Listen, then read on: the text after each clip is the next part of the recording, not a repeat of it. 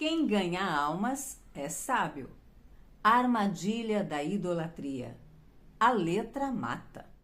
Olá, seja bem-vindo ao estudo das Escrituras. Eu sou a Solange Lima e hoje vamos estudar estes textos que estão aparecendo aí na sua tela, começando pelo livro da sabedoria, Provérbios. Quem ganha alma é sábio. O livro de Provérbios, como você sabe, é um livro de sabedoria e hoje temos alguns textos que eu vou destacar para você, como este. Ele está dizendo que o fruto do justo é árvore de vida e o que ganha alma é sábio. Ou seja, ao invés de você deixar que uma alma se perca, você ganhando uma alma, você é uma pessoa sábia. E uma forma de ganhar uma alma é manter a sua boca fechada. Aliás, já estudamos no texto de ontem que na multidão de palavras há sempre um erro. O sábio se mantém muito mais quieto, muito mais calado do que falando. 2 ouvidos para ouvir, uma boca só para falar. E Salomão diz: quem fala demais revela segredos, mas o fiel de espírito guarda segredo. Ou seja, tem a ver com fidelidade, lealdade. Se você passa adiante aquilo que lhe foi contado em segredo, o seu espírito não é fiel. Salomão ainda diz que o hipócrita arruína o próximo com a sua boca, mas os justos são libertos pelo seu conhecimento. Então veja que ele está o tempo todo associando a sabedoria a manter a boca fechada, a falar a coisa certa na hora certa. Salomão também fala sobre amar a correção. Aquele que ama a correção é tido como sensato. O que odeia a correção é o insensato. E ainda dentro dessa visão, ele fala sobre aquele que acha que o seu caminho é certo. O caminho do insensato é sempre reto, sempre certo aos seus próprios olhos. Mas quem dá ouvidos ao conselho é tido como sábio. E no texto de hoje, Salomão dá alguns conselhos práticos para a vida, para aplicar hoje, nos dias de hoje, sempre. Por exemplo, sobre ser fiador. Cuidado quando você for fiador. Olhe bem de quem você está sendo fiador. Salomão diz que é capaz que você perca a sua cama, o seu lugar de dormir, ou seja, fazendo uma referência com você poder perder o seu teto, a sua própria moradia, tendo ficado por fiador em alguém que você não deveria ter colocado confiança. Sabedoria, conselhos práticos para a vida. É sobre isso o livro de Provérbios. Armadilhas da idolatria é o que está abordando hoje o livro de Salmos. Ainda falando sobre os pecados que o povo cometeu contra Deus, no texto de hoje, o salmista fala sobre a idolatria. Eles se renderam a ídolos feitos por mãos de homens e esses ídolos acabaram tornando-se armadilhas para eles.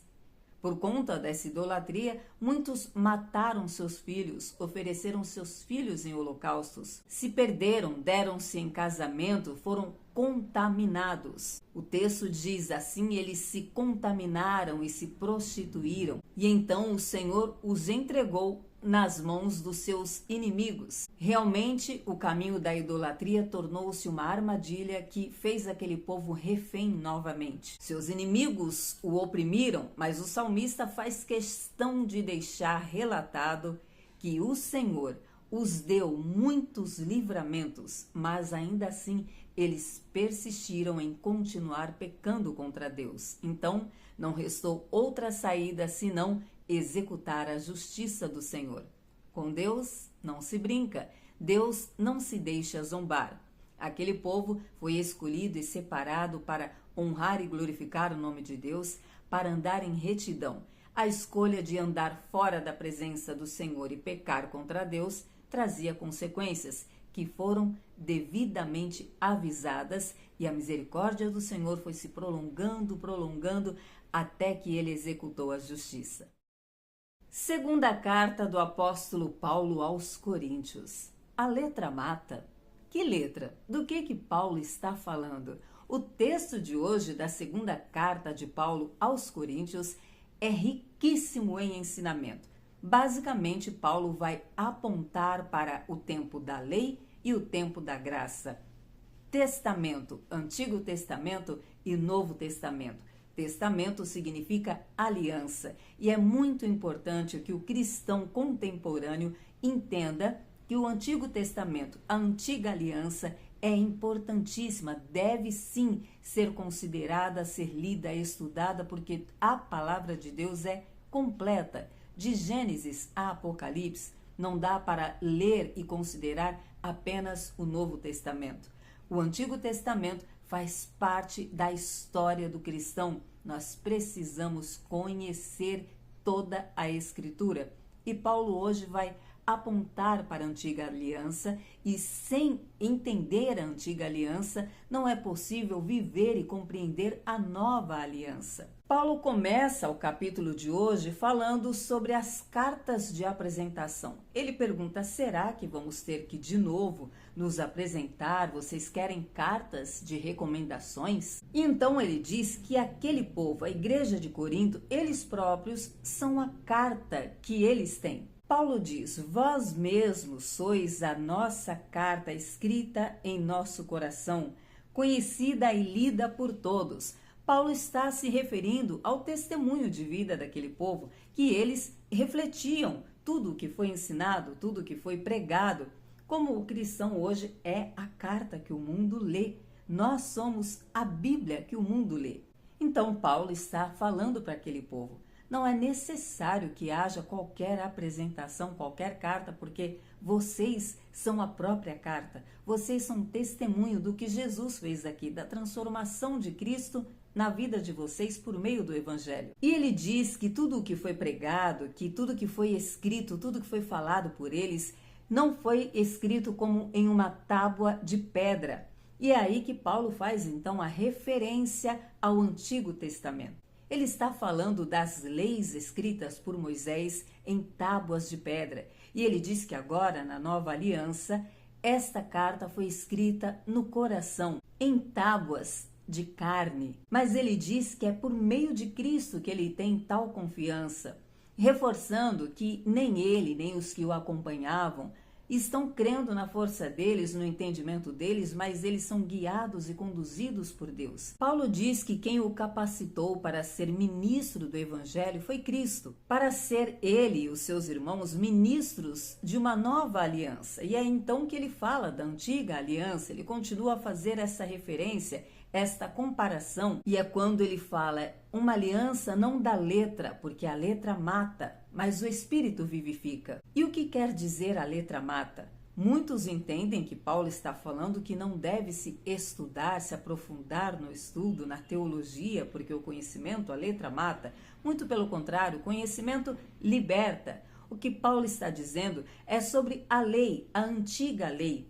E ele então segue explicando detalhadamente que quando Moisés recebeu as tábuas da lei, houve uma glória tão grande que o povo não pôde contemplar o rosto de Moisés, então foi colocado um véu para que aquele povo não visse, não fosse fulminado. Isso causou uma separação, uma cegueira no entendimento daquele povo. E Paulo diz que este véu hoje foi tirado porque a glória de Cristo resplandece neles e é vista, não tem mais o véu. O véu do templo se rasgou de alto a baixo. Tudo é uma simbologia, tudo é cruzado, tudo é comparado, tudo reflete do Antigo Testamento no Novo. Por isso a importância, sim, de estudar o Antigo e o Novo Testamento. E Paulo diz que ainda hoje o povo que ouve as leis de Moisés e continuam com este véu, continuam não entendendo. E só entendem quando este véu é tirado, quando eles creem em Jesus como Salvador, então este véu é tirado e eles podem ser libertos e contemplarem a glória de Cristo. Paulo está falando de libertação, de entendimento, de conhecimento da verdade e de um espírito que vivifica, não de leis escritas em tábuas de pedra, mas da verdade que vivifica, escrita em tábuas de carne, no coração. A tua palavra escondi no meu coração para não pecar contra ti. A lei do Senhor, a nova aliança, é escrita e guardada no coração através do conhecimento e do entendimento que o Espírito Santo de Deus dá, não tem mais o véu.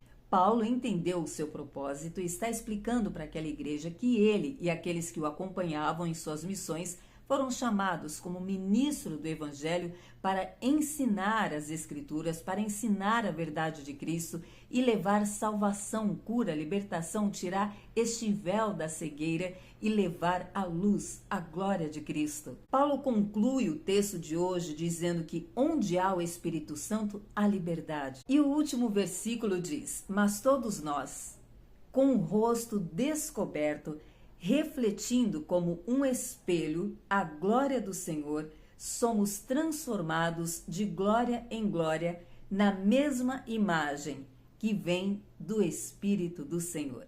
E vamos sendo transformados dia a dia até que Ele venha. Não desista de conhecer e continuar conhecendo o Senhor. Eu te espero aqui amanhã, se Deus disser que sim.